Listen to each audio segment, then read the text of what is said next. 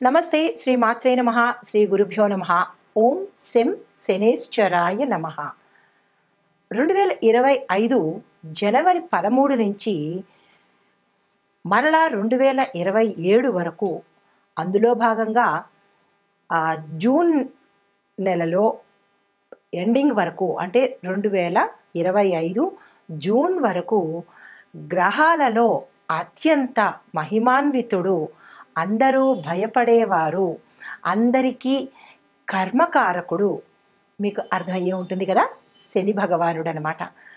ఈ సంవత్సరం 6 నెలల పాటు శనీశ్వరుడు అందరికీ మేషాది ద్వాదశ రాశుల వారికి విపరీతమైన భోగభాగ్యాలు, అష్టైశ్వర్యాలు, సంపదలు, ఇంకా ఒకటేమిటి అన్నీ అనుగ్రహించడానికి తనదైన రీతిలో ఆ స్వామి తొందరగా వచ్చేస్తున్నాడు.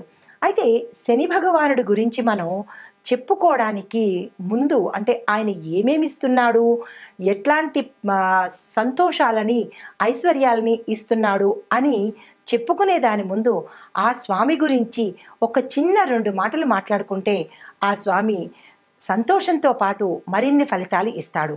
అయితే అందరూ శనీశ్వరుని చూడంగానే భయంతోనూ వణికిపోతుంటారు.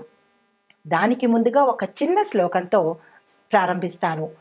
నీలాంజన సమాభాసం రవిపుత్రం యమాగ్రజం ఛాయామార్తాండ సంభూతం తం నమామి శనేశ్వరం.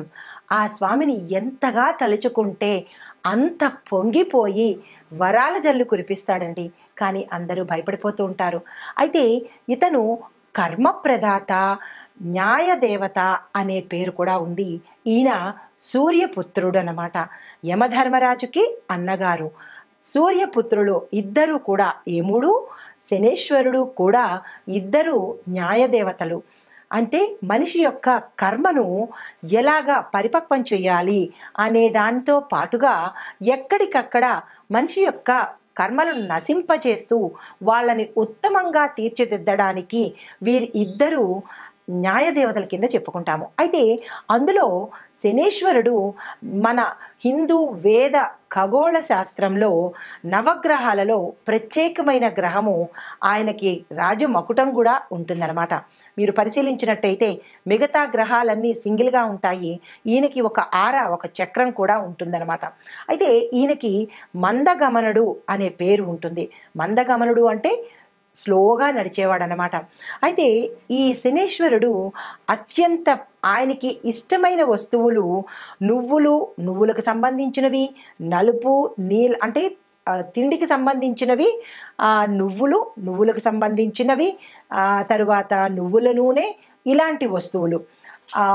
బట్టలకు సంబంధించి అంటే వస్త్రాలకు సంబంధించి చూసినట్టయితే నల్లటి వస్త్రాలు, నీలం వస్త్రాలు అవి ఇష్టమైనవి. ఇంకా లోహాల గురించి చూసినట్టయితే ఇనుము అత్యంత ప్రీతికరమైనది. తరువాత శుచి శుభ్రత లేని ప్రదేశాలంటే ఆ స్వామివారికి అంటే అశుభ్రతకు ఎక్కడ ఎక్కువ అశుభ్రత ఉంటుందో అక్కడ ఆ స్వామి ఉండిపోతాడంట. కాబట్టి మనం అశుభ్రతని దగ్గరికి రానివ్వద్దు. అయితే మందకుడిగా ఉండడము, నల్లని కాకి ఈయన యొక్క వాహనం అన్నమాట. అయితే సమస్త ప్రాణి కోటికి పాపకర్మల ఫలాన్ని ఎప్పటికప్పుడు అనుభవింపచేసేస్తుంటాడు. కర్మఫల ప్రదాత. దానితో పాటుగా జీవులు చేసిన తప్పులు, మన తప్పులు తెలియవు కదా, వెంటనే ప్రాయశ్చిత్తం చేసేసి ఆ తప్పును తెలుసుకునే జ్ఞానాన్ని ప్రసాదిస్తాడు ఈ మహానుభావుడు. అయితే శిక్షలు ఆయన వేసే విధానం కూడా అటు ఇటుగా ఉంటుంది. ఎవరైతే ఈయనకి ప్రీతికరమైన పనులు చేస్తూ ఉంటారో వారికి తన యొక్క శిక్షలను తగ్గిస్తూ ఉంటాడనమాట. అంటే మనం నిత్యకృత్యంగా చెప్తూ ఉంటాం, గొడ్డలతో పోయేదానికి గోటితో పోతుంది అంటూ ఉంటారు కదా. అంటే పెద్ద పెద్ద ప్రమాదాలను కూడా ఆ స్వామిని ప్రసన్నం చేసుకుని ఆయనకి ఇష్టమైన పనులు కనుక చేసినట్టయితే చిన్న చిన్న మరి తప్పదు కదా, తప్పుకు శిక్ష ఉండాలి కదా, అలా చేస్తుంటాడనమాట. అయితే దీనితో పాటుగా ఈ వీళ్ళు అంటే ఈ శనీశ్వరుడు బ్రతికి ఉండగానే మనకి గుణపాఠాలు నేర్పిస్తాడు. దానితో పాటుగా ఆయనకి ఎవ్వరి మీద కసి కానీ, కోపం కానీ, ఇట్లాంటి పగ ప్రతీకారాలు ఉండవు. ఆయనకి అందరూ సమానమే. యమధర్మరాజుకి అందరూ సమానమే. గరీబైనా లేదా అమీరైనా, గొప్పవాడైనా, కోటీశ్వరుడైనా, కటికి పేదవాడైనా సరే యమధర్మరాజుకి ఎలా సమానమో ఈ శని భగవానుడికి కూడా అంతే సమానం అన్నమాట. అయితే మనం చేసే మంచి పనుల వల్ల ఆ స్వామి కరుణించి అందలం ఎక్కిస్తాడు, ఆయుష్ని ఇస్తాడు, ఆరోగ్యాన్ని ఇస్తాడు, అందమైన రూపాన్ని ఇస్తాడు. ఆయన ఏది ఇవ్వడు చెప్పండి? అన్నీ ఇస్తాడు. కానీ మనం మసలుకునే తీరులోనే ప్రతి ఒక్కటి ఉంటుందన్నమాట. అయితే సాధారణంగా శనీశ్వరుడిని చూసి భయపడి కష్టాలు ఇస్తాడేమో, నష్టాలు చేస్తాడేమో అని ఆయన్ని భయంతో మనం ప్రార్థన చేస్తాము. ఎప్పుడైతే భయంతో ప్రార్థన చేశామో అప్పుడు మరింత ఎక్కువ అవుతుంది తప్ప తక్కువైతే అవ్వదు. ఆయన్ని ఇష్టంతో, భక్తితో కనుక ప్రార్థన చేసినట్టయితే మన కష్టాలని తగ్గిస్తూ ఉంటాడు. అంటే గ్రహాలలో శనీశ్వరుడు దండన ఇచ్చే గ్రహం అన్నమాట. అయితే ఇందులో మనకి ఈ భగవానుడు ఇచ్చే ఆయన వచ్చే ప్రతి ప్రాణిలోకి వచ్చే అవకాశాలు ఏంటి అంటే ఏలినాటి శని అంటే సాడే సతి అంటారు, 7.5 సంవత్సరాలు, అర్ధాష్టమ శని, అష్టమ శని, ఇలాగా శని మహర్దశ కాలాల్లో ఆయన ప్రతి ఒక్క మనిషి జీవితంలోనూ ప్రవేశన చేస్తూ ఉంటాడు. అలాగే నక్షత్రాలలోనూ రాసుల్లోనూ కూడా ఈయన ప్రవేశం ఉంటుందన్నమాట. అయితే మనం భయపడిపోవాల్సిన పని లేదు. ఆయన పరిహారాలతో ఆయన్ని మెప్పించి ఆయన అనుగ్రహాన్ని పొందే శక్తి మనిషికి ఉందన్నమాట. అయితే ఈ శని యొక్క ఆధిపత్యంలో ఉన్న రాసులు ఏమిటి అంటే కనుక, అంటే మిత్రస్థానాలు, శని ఆధిపత్యం వహించే రాసులు మకర, కుంభాలు. ఆయనకి మిత్ర రాసులు ఏవి అంటే కనుక మిథున, కన్య, వృషభ, తుల. ఈ 4 రాసులు మిత్ర రాసులు ఆయనకి. అయితే నక్షత్రాలు ఏవి అంటే కనుక పుష్యమి, అనురాధ, ఉత్తరాభాద్ర నక్షత్రంలో జన్మించిన వారికి కొంత వెసులుబాటు అంటే అమెండ్మెంట్స్ ఇవ్వడము, కొన్ని డిస్కౌంట్లు ఇవ్వడము చేస్తుంటాడనమాట. అయితే కష్టాలు మనిషి యొక్క అహంకారాన్ని తగ్గించి వాస్తవాన్ని, మానవత్వాన్ని తెలియచెప్పేందుకే కష్టాలు అనేవి వస్తూ ఉంటాయి. దాన్ని మరింతగా రెచ్చిపోయి కష్టం వచ్చింది కదా అని ఏదేదో చేసేస్తూ ఉంటే అవి మరింత ఉధృతమవుతాయి తప్ప తగ్గే ప్రసక్తి ఉండదనమాట. ప్రతి కష్టాన్ని నవ్వుతూ స్వీకరించి దాన్ని దాటే మార్గం చూసుకోవాలి ప్రతి ఒక్క మనిషి.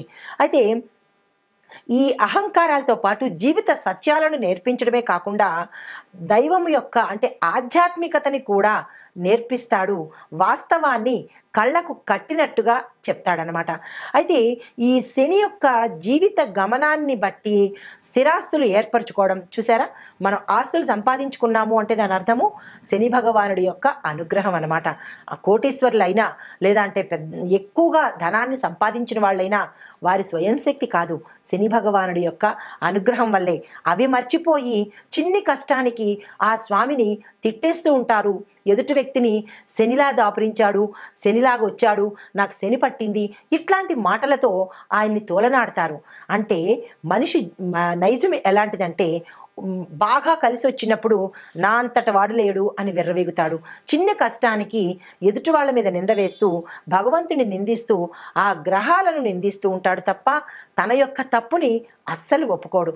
అందువల్లే కష్టాల తీవ్రతను అధిగమిస్తున్నాడు, ఇంకా ఎక్కువగా కష్టాలను పొందుతున్నాడు తప్ప తగ్గించుకునే ప్రయత్నము మనిషి చేయడం లేదు.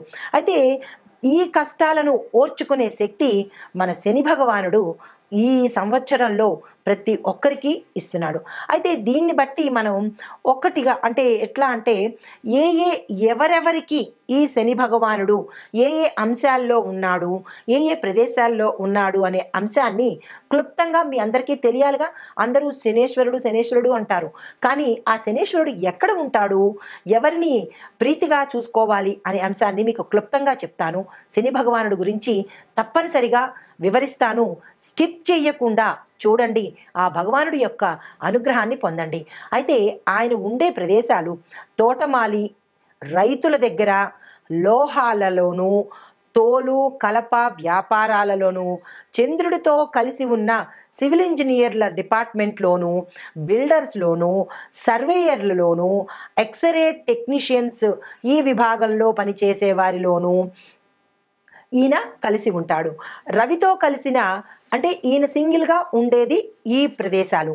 రవితో కలిసి ఉంటే కనుక ఏ ఏ రంగాల్లో ఉంటాడు అంటే ప్రభుత్వ రంగంలో సేవలు చేసేవారు, గురువుతో కలిసి ఉంటే భూములు కొనుగోలు అమ్మకాలు చేసేవాళ్ళు అంటే రియల్ ఎస్టేట్ల దగ్గర అన్నమాట, వాళ్ళ దగ్గర, గనుల యొక్క యజమానుల దగ్గర, సైంటిఫిక్ ల్యాబ్లో పని చేసే వారి దగ్గర, బ్యాంక్ సిబ్బంది దగ్గర, ప్రచారాలు చేస్తూ ఉండే వారి దగ్గర అంటే అడ్వర్టైజ్మెంట్లు చేస్తూ ఉంటారు కదా, వారి దగ్గర ఎవరితో కలిసి ఉన్నప్పుడు గురువుతో శని భగవానుడు కలిసి ఉన్నప్పుడు వీరి దగ్గర ఉంటూ ఉంటాడు. అయితే బుధుడితో కలిసి ఉన్నప్పుడు అంటే శని భగవానుడు సోలోగా ఉన్నప్పుడు ఇందాక చెప్పినవి, ఆ రవితో కలిసి ఉన్నప్పుడు ఇందాక చర్చించినవి, గురుడితో కలిసి ఉన్నప్పుడు ఇందాక చెప్పాను. ఇప్పుడు బుధుడితో కనుక శని భగవానుడు కలిసి ఉంటే ఎలాంటి వారి ఫలితాలు ఇస్తాడు అంటే రచయితల దగ్గర, శాస్త్రవేత్తల దగ్గర, కలప కోసేవారి దగ్గర, ఉపాధ్యాయుల దగ్గర, సెన్సార్ బోర్డు సభ్యుల దగ్గర, సిఐడి డిపార్ట్మెంట్, సిబిసిఐడి డిపార్ట్మెంట్ ఉంటుంది కదా, వారి దగ్గర అంటే వారి డ్యూటీ ఏంటి, శిక్షలు వేసే డ్యూటీ అనమాట. కాబట్టి అలాంటి వారి దగ్గర ఉంటారు. ఇలాంటి డిపార్ట్మెంట్ వాళ్ళు పనిచేసే వాళ్ళ దగ్గర అంటే ఈ రంగాలలో శని భగవానుడి యొక్క రంగాలన్నమాట. అయితే ఇప్పుడు మన ఖగోళ శాస్త్రం ప్రకారము 2025 సంవత్సరంలో ఎక్కడెక్కడ ఏ గ్రహాలలో సంచారం చేస్తున్నాడు అనే అంశాన్ని పరిశీలన చేద్దాం. శనీశ్వరుడు తన ప్రభావాన్ని ప్రస్తుతము కుంభరాశిలో సంచరిస్తున్నాడు. అయితే ఈ సంవత్సరం శనీశ్వరుడు తన రాశిని మార్చుకోబోతున్నాడు. ఈ శని సంచారము కుంభరాశిలో ముగిసిపోయిన తర్వాత ఆ రాశి మీద ప్రభావంతో పాటు కుంభరాశికి ఏలినాటి శని అంటాం కదా, సాడేసతి ప్రభావము ఎంతకాలం ఉంటుంది అనే అంశాన్ని మనం ఇప్పుడు తెలుసుకుందాము. అయితే ఈ కుంభరాశిలో శని ప్రవేశం జరిగినప్పుడు ఎప్పుడు జరిగింది అంటే కనుక ఈ శనీశ్వరుడు జనవరి 17, 2023 సంవత్సరంలో కుంభరాశిలోకి ప్రవేశం జరిగింది. అంటే 2 సంవత్సరాలు కుంభరాశిలో అయ్యిందన్నమాట. ప్రస్తుతం కుంభరాశిలో ఏలినాటి శని భాగంలో 2వ దశ కుంభరాశి వారికి జరుగుతోంది. దీనితో పాటు ఈ గమనంలోనే మీనరాశిలోకి సంచారం చేశాడు. అంటే మీనరాశిలోకి శని సంచారం చేసినప్పుడు కుంభరాశి వారి మీద శని ప్రభావము కొంత తగ్గిపోతుంది, అంటే తీవ్రత తగ్గుతుందన్నమాట. దీనితో భాగంగా 2025 ఈ సంవత్సరము మీనరాశిలో సంచారం చేస్తూ ఉండడం వల్ల కుంభరాశి వారికి చివరి దశ వచ్చేసిందనమాట. అంటే కుంభరాశి వారికి ఆఖరి దశ, మీనరాశి వారికి ప్రారంభ దశలోను శనీశ్వరుడు సంచారం మొదలుపెట్టాడు. అయితే ఇది ఎప్పటి వరకు ఉంటుంది అంటే కనుక జూన్ 3వ తారీఖు 2027 సంవత్సరం వరకు మీనరాశి వారికి ఏలినాటి శని ప్రభావము ప్రథమ దశలో ఉంటుందన్నమాట. క్లియర్గా అర్థమైంది కదా. అయితే తరువాత ఈ కారణంగా అంటే ఈ పరిభ్రమణ కారణంగా ఒక రాశి చక్రం పూర్తి కావడానికి అంటే మేషం నుంచి మీనం వరకు రాశి చక్రం పూర్తి అవ్వడానికి స్వామికి 30 సంవత్సరాలు పడుతుందన్నమాట. ఈ శని యొక్క సాడే సతి చాలా బాధాకరమైనది. ఈ రాశి అంటే ఈ శని గ్రహము 12వ స్థానంలో ఈయన కనుక ఉంటే కనుక విపరీతమైన పరిణామాలు కలగజేస్తుంది, అంటే ప్రభావితం ఎక్కువగా ఉంటుంది. అయితే మీనంలో సంచరించినప్పుడు మకర రాశి వారికి ఇప్పుడు అన్నమాట మీనంలోకి వచ్చేసాడు కదా, ఇప్పుడు మకర రాశి వారికి శని దశ పూర్తిగా పోయింది. అంటే శనీశ్వరుడు ఏలినాటి శని ప్రభావం నుంచి మకర రాశిని తగ్గించేశాడు. 2వ పాయింట్, కుంభరాశి వారికి చివరి దశకి వచ్చేశారు. మీనరాశి వారికి ప్రథమ దశ ప్రారంభమైందన్నమాట. తర్వాత దీనితో పాటుగా మార్చి 29, 2025 సంవత్సరము మీనరాశిలోకి ప్రయాణం చేస్తూ మేషరాశికి కూడా మొదటి దశని ఇస్తున్నాడు. అంటే చూడండి, మీనం తర్వాత చక్రంలో మళ్ళా వచ్చింది ఫస్ట్ ఏంటి, మేషరాశి. మీనం 12వ రాశి అయిపోయింది. తర్వాత దాని ఎఫెక్ట్ ఎవరికి ఉంటుంది, మళ్ళా రాశి చక్రంలో మొదటి స్థానము మేషరాశికి, అంటే మళ్ళా మేషరాశి వారికి ప్రథమ స్థానంలోకి అవ్వబోతోంది. అంటే ఈ ఎఫెక్టు మేషరాశి వారికి కూడా తగలబోతోంది అన్నమాట. ఈ మేషరాశిలో వచ్చేటప్పుడు మొదటి దశ ప్రారంభం అవుతుంది. రెండో దశ అంటే మీనరాశికి రెండో దశ, కుంభరాశికి చివరి దశ. ఇలాగా స్వామివారు అంచెలంచెలుగా ప్రయాణాన్ని సాగిస్తున్నారు. అయితే ఈ శని గ్రహము ఏ రాశిలో అయితే 8వ ఇంట 4వ ఇంట ఉన్నప్పుడు ఆ రాశి యొక్క దశ ప్రారంభము అయినట్టుగా మనం గమనించుకోవాలి. కుంభరాశిలో శనేశ్వరుడు సంచరించడం వల్ల కర్కాటక వృశ్చిక రాశుల మీద ఆయన యొక్క దయ ప్రభావము ఏర్పడుతుంది. శని మీనంలోకి ప్రవేశించినప్పుడు సింహానికి ధనస్సుకి వారి యొక్క ప్రభావము దయనీయంగా అంటే దయ కలిగి ఉంటుందన్నమాట. అయితే ఇప్పుడు ఈ మనం ఇందాక చెప్పుకున్నట్టుగా ఈ ప్రభావాల నుంచి ప్రతి మనిషి ప్రతి జీవకోటి ఎలా తప్పించుకోవాలి, ఈ దశల్లో ఆ శని భగవానుడి యొక్క తీవ్రతను ఎలా తగ్గించుకోవాలి, ఆ స్వామి యొక్క అనుగ్రహాన్ని ఎలా పొందాలి అనే అంశం కనుక ఇప్పుడు చూసినట్టయితే ఆర్థిక అంటే 3వ దశలోకి వచ్చేటప్పటికీ ఆయన అంటే మొదటి దశ మళ్ళా చెప్తున్నాను, మొదటి దశలో ఉన్నప్పుడు కుటుంబం మీద చూపిస్తాడు. రెండో దశలో ఉన్నప్పుడు శరీర అంటే మన ఆరోగ్యం మీద చూపిస్తాడు.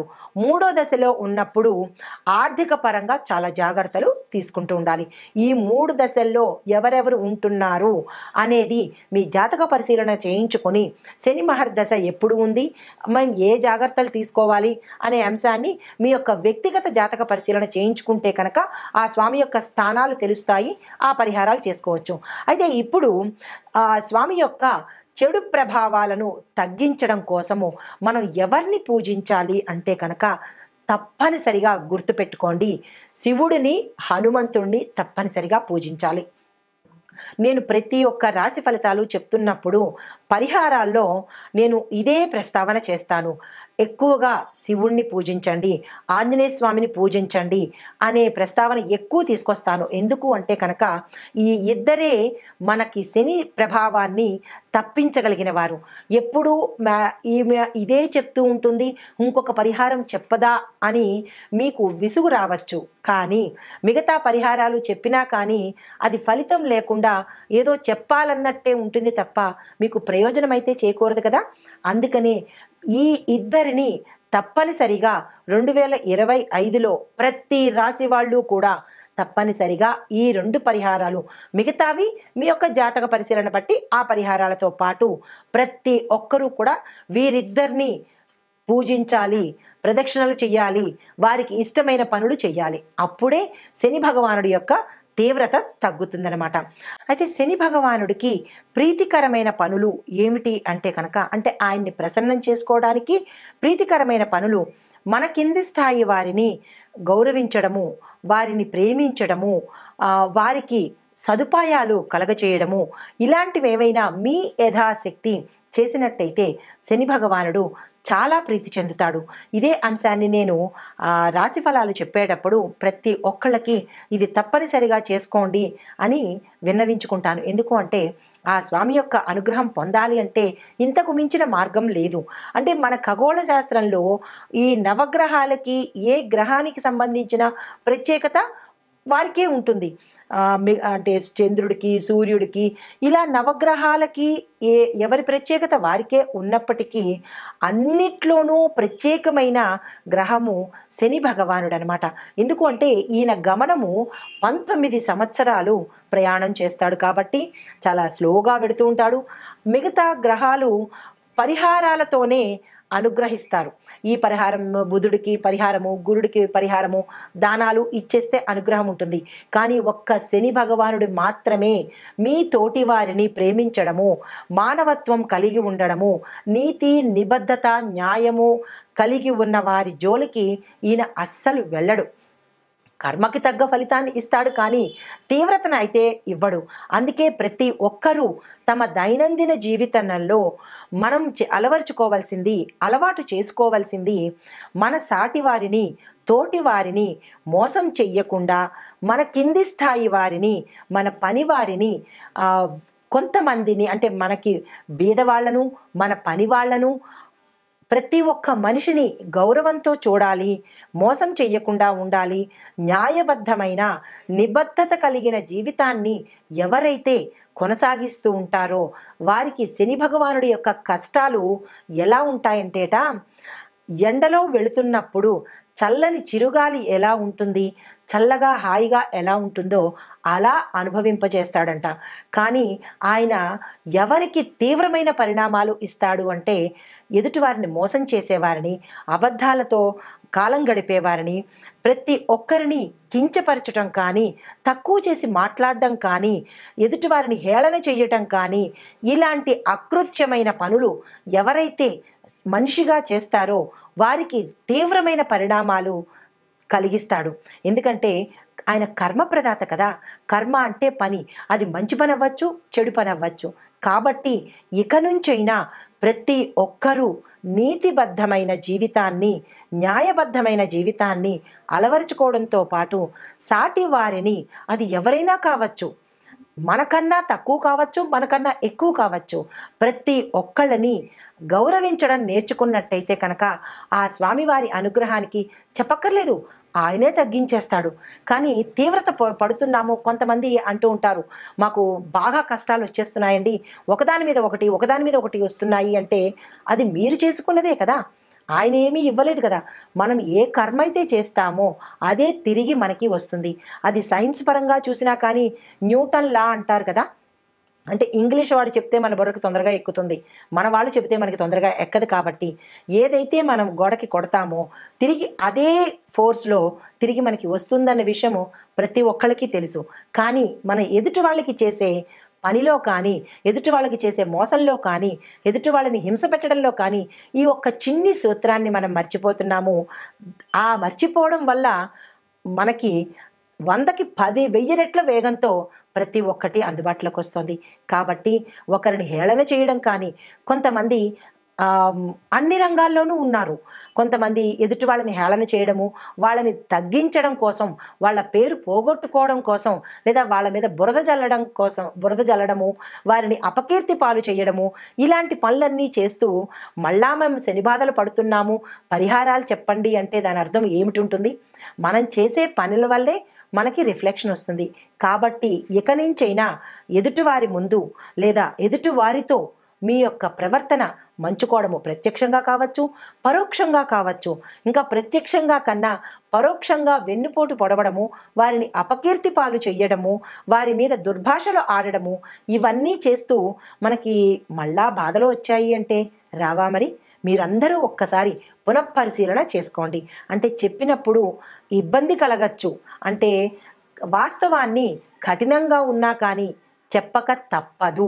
ప్రతి ఒక్కళ్ళు మారండి. మీ యొక్క నేచర్ని, మీ యొక్క మనస్సుని లేదా మీ యొక్క నైతిక ప్రవృత్తిని మార్చుకుంటే శని బాధలే కాదు, ఏ బాధలు ఉండవండి. తదుపరి రాశి వృషభ రాశి. ఈ రాశిలో ఉండే విద్యార్థులకు శని భగవానుడు ప్రసాదించే అనుగ్రహము, చదువులో ప్రగతి సాధిస్తారు, స్కాలర్షిప్స్ వస్తాయి, క్యాంపస్ ఇంటర్వ్యూస్ సెలెక్ట్ అవుతారు, విదేశాలు వెళ్లే అవకాశం కూడా గోచరిస్తోంది. ఉద్యోగస్తులకు చూసినట్టయితే పదోన్నతులు వస్తాయి, ప్రమోషన్స్ వస్తాయి, ప్యాకేజీ పెరుగుతుంది, వాహనాలు కొనుక్కుంటారు, ఇళ్ళు కొనుక్కుంటారు, కొంతమంది భూములు కొనుక్కుంటారు. గతంలో ఏదైనా అప్పుల బాధ కనుక ఉండి లేదా ఈఎంఐలు కట్టలేకపోవడం కానీ, ఏవైనా మీకు సంబంధించిన మనసుకు కానీ, శరీరానికి కానీ, ఆర్థికంగా కానీ ఏవైనా ఇబ్బందులు పడి ఉంటే కనుక వాటి నుంచి ఈ రోజు అంటే ఈ సమయంలో శని భగవానుడు సంచార సమయంలో మీకు మంచి ఫలితాలు ఇస్తున్నాడు. దీనితో పాటుగా ఉన్నతాధికారుల మెప్పును కూడా మీరు పొందబోతున్నారు.